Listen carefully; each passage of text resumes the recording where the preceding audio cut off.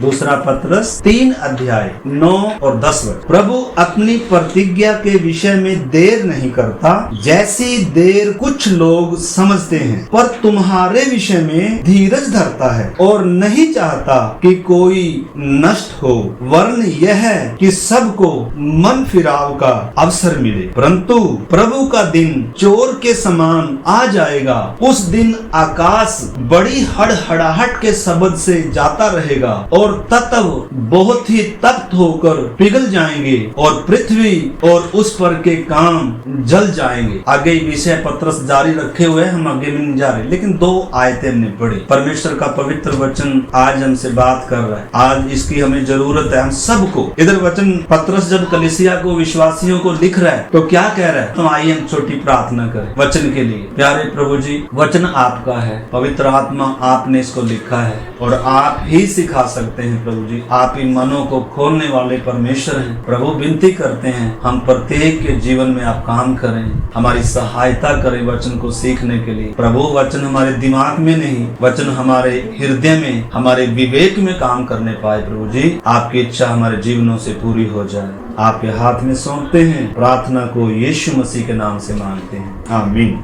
इधर लिखा है, प्रभु अपनी प्रतिज्ञा के विषय में देर नहीं करता, जैसी देर कुछ लोग समझते हैं। कुछ लोग क्या समझते हैं? अभी प्रभु नहीं आ रहा है, अभी उसका दिन बहुत, अभी किसको पता है। ऐसे बोलते रहते हैं, प्रभु आने वाला है, प्रभु आने वाला है, प्रभु आने वाला है। अभी प्रभु आने वाला नहीं है, इसलिए संसार में व्यस्त है, अपने आपे में बिजी है, अपने कामों धंधों में, बिजनेस व्यापार में सब बहुत सारे लोग क्या, विश्वासी भी, इवन आज की कलीसिया भी क्या है, व्यस्त है। वचन तो सुनते हैं, संगति तो करते हैं, पर वचन को मानने के लिए दूर दूर तक भी कई बार क्या नहीं होता, कोई मतलब नहीं होता है। तो इस करके पत्रस जब लिख रहा है कि प्रभु का दिन चोर की नाई आने वाला है, लेकिन कुछ लोग समझते हैं अभी बहुत देर है, अभी प्रभु नहीं आएगा। लेकिन पत्रस इधर क्या कह रहा है? पर तुम्हारे विषय में, तुम्हारे विषय में, कलीसिया को बोल रहा है, अन्य जातियों को नहीं। पत्रस कलीसिया में विश्वासियों को बोल रहा है कि तुम्हारे विषय में धीरज धरता है और नहीं चाहता कि कोई नाश हो, वरन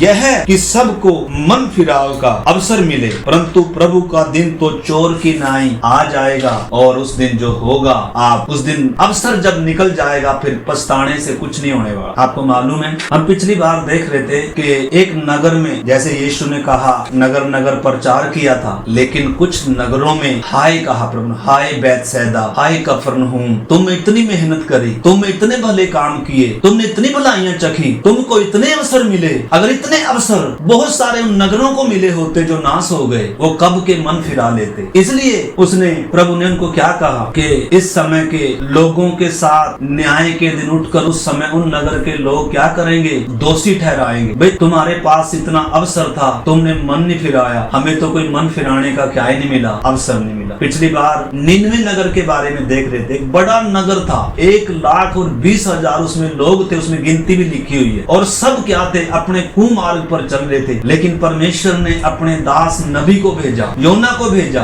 और योना यह प्रचार करता गया। आज से 40 दिन के बाद इस नगर में आग आएगी और आग के द्वारा ये नगर नष्ट कर दिया जाएगा। आपको मालूम है, उस नगर के लोगों ने इस वचन को गंभीरता से लिया। योना के शब्द नहीं समझे उन्होंने, इस बात को परमेश्वर का वचन समझकर स्वीकार किया, परमेश्वर की आवाज उन्होंने समझी और वचन को ग्रहण किया। और लिखा है, उन्होंने अपने कुमार्ग से क्या फिराया? मन फिराया, और परमेश्वर का दंड जो आने वाला था वो दया में बदल गया। परमेश्वर पछताया और उस नगर को नाश नहीं किया, क्योंकि लोगों ने मन फिराया, और उनका मन फिराव उनके कामों में दिख रहा था। वो टाट ओढ़कर राख पर बैठे थे, और बच्चे से लेकर बुजुर्ग तक, और किसी जानवर ने भी इवन क्या नहीं किया, कोई खाया पिया नहीं, और सब क्या कर रहे थे? पश्चाताप कर रहे थे, रो रहे थे, हे परमेश्वर हमने पाप किया है, हमने गुनाह किए हैं, हमारे पापों को क्षमा कर और तेरा न्याय हम पर ना आए। और परमेश्वर आपको मालूम है अनुग्रहकारी है, परमेश्वर दयालु है। निश्चय है कि परमेश्वर न्याय भी है, न्याय करता है। पाप की मजदूरी मौत है, माफ नहीं करेगा, लेकिन जो व्यक्ति सच्चा मन फिराता है, पश्चाताप करता है, परमेश्वर का न्याय उधर गिरता नहीं। तो इस करके आपने उन बातों को समझना है। आज आपको मालूम है, आपको खबर सुनी होगी, आप लीबिया देश की खबर है। लीबिया देश में एक शहर था बड़ा ही, उसमें 1 लाख के करीब लोग थे, बड़ी बड़ी बिल्डिंगें थी। आपको मालूम है, ऐसी बाढ़ आई, वहां कोई बड़ी बड़ी नदियां थी,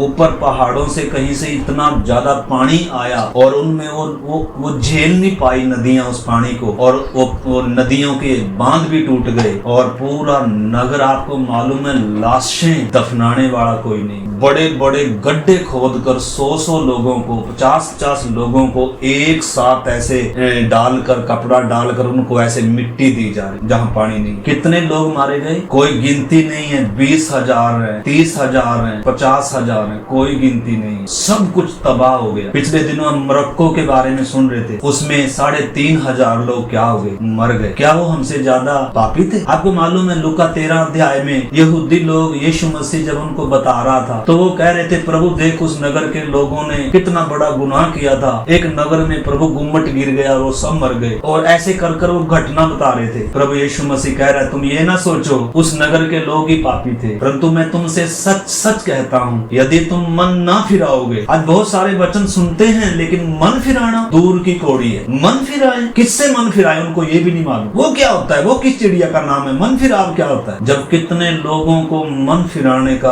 अवसर नहीं। आपको जब परमेश्वर मुझे इतना अवसर दे रहा है, लेकिन अगर मन नहीं फिराए, आप बोलेंगे मैंने तो बपतिस्मा लिया है, मैंने तो उद्धार पा लिया। आपको मालूम है, अगर आपका परमेश्वर से जो प्रेम होना चाहिए, आपका वो प्रेम नहीं, वचन से जो प्रेम होना चाहिए आपके अंदर वो प्रेम नहीं है, आपके अंदर पवित्र आत्मा की जो गर्माहट होनी चाहिए, आपका जो परमेश्वर की महिमा के लिए जीना चाहिए, आपको जो यीशु की तरफ ताकते हुए चलना चाहिए, अगर ये चीजें नहीं है, आज आपको और मुझे मन फिराने की जरूरत, पश्चाताप करने की जरूरत है। ये ना सोचें कि मैंने बपतिस्मा लिया, ये ना सोचें कि मैं वचन पढ़ता हूँ। अगर मैं परमेश्वर की खुशी के लिए, परमेश्वर की महिमा के लिए, परमेश्वर की इच्छा के लिए, उसको प्रसन्न करने के लिए नहीं जीता, अगर मैं अपनी खुशी के लिए जी रहा हूँ, अगर मैं अपनी मर्जी से जी रहा हूँ, अगर मैं अपनी बुद्धि से, अपने तरीके से चल रहा हूँ, आज हमें मन फिराने की जरूरत है। इस करके परमेश्वर का पवित्र वचन हमने पढ़ा, पतरस कह रहा है, कुछ लोग समझते हैं कि अभी देर है, परंतु मैं तुमसे कहता हूँ कि प्रभु का दिन चोर की नाई आने वाला है, परंतु परमेश्वर तुम्हारे विषय में धीरज धरता है और नहीं चाहता कोई भी नाश। आपको मालूम है, इसमें बहुत सारे उदाहरण हैं। परमेश्वर को आज मैं एक सवाल रखता हूँ, हम सब के सामने एक सवाल मैं रखता हूँ, आपको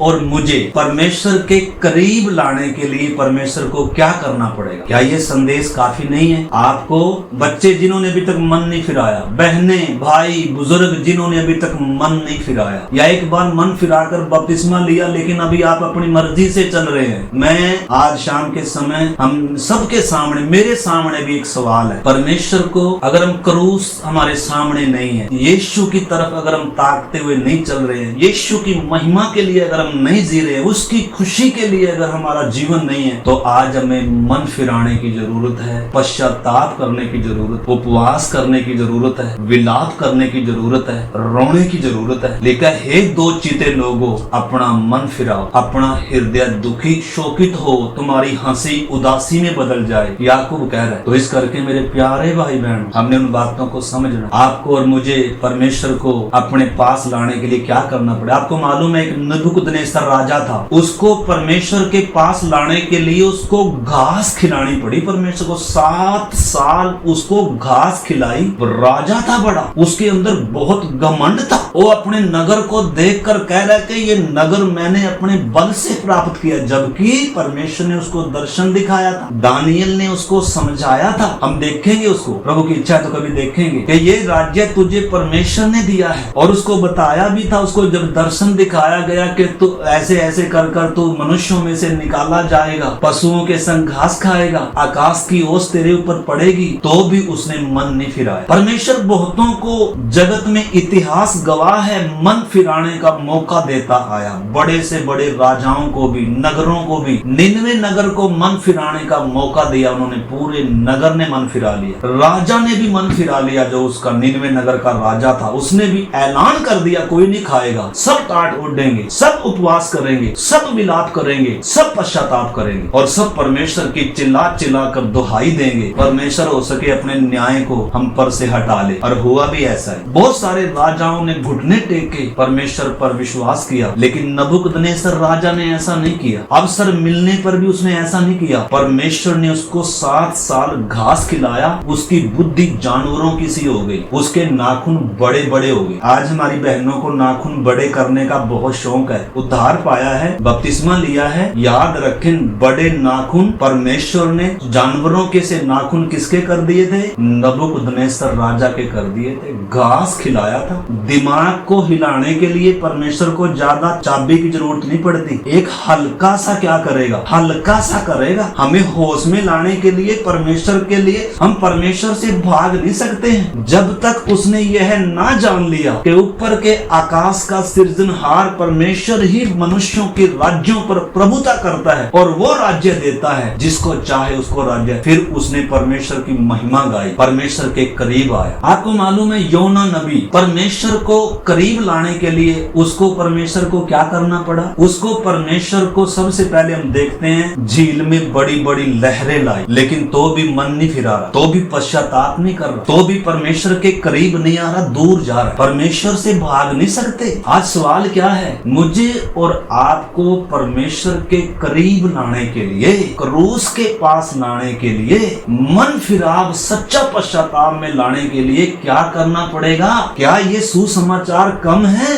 यीशु ने कहा, योना का प्रचार सुनकर निनवे के लोगों ने मन फिरा लिया। यहाँ तो योना से भी बड़ा है। क्रूस का संदेश अगर आपको मन फिराव का मन नहीं दे रहा है, तो और कौन सा बलिदान बाकी है? और कोई बलिदान बाकी नहीं है। परमेश्वर हमें, परमेश्वर की ताड़ना भी है, परमेश्वर कोड़े भी मारता है और उसके कोड़ों में आवाज नहीं होती है, दर्द होता है। योना को लाइन पर लाने के लिए सबसे पहले उसके जीवन में क्या लेकर आया? तूफान लेकर आया। फिर भी भगत सो रहा है आराम से, इसकी नींद नहीं खुल रही। सारे लोग जाग रहे हैं, अपने अपने देवताओं की दुहाई दे रहे हैं, लेकिन ये शेर का बच्चा क्या कर रहा है? परमेश्वर को जानने वाला व्यक्ति है, विश्वास करने वाला व्यक्ति है, लेकिन सोया पड़ा है, आराम से सोया पड़ा। अच्छा, तूफान से, लहर से भी नहीं तेरी जाग खुल रही, कोई बात। फिर क्या किया? मरने के लिए तैयार है, मन फिराने के लिए तैयार नहीं। आज हम में से बहुत सारे कहते हैं हम तो नरक में ही चले जाएंगे भाई, पर मन नहीं फिराएंगे। अच्छा, ये शब्द रिकॉर्ड हो गए आपके और मेरे। आपने कहा मैं नरक में चला जाऊंगा पर मन नहीं फिराऊंगा, ये रिकॉर्ड हो गए। वो क्या कह रहा था? मेरा तो मरना ही भला है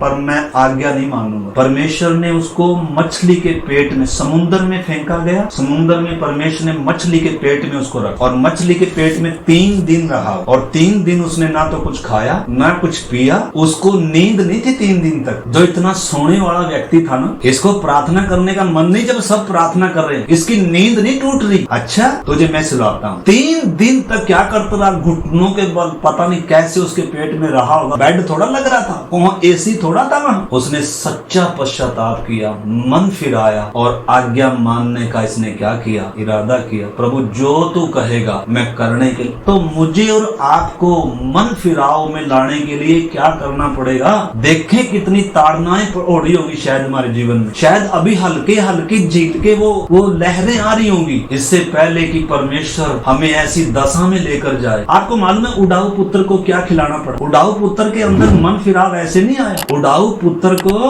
कंगाली की दशा में ले गया परमेश्वर। कंगाली की दशा में। बहुत पैसा था ना इसके पास, बहुत धनी था ना ये,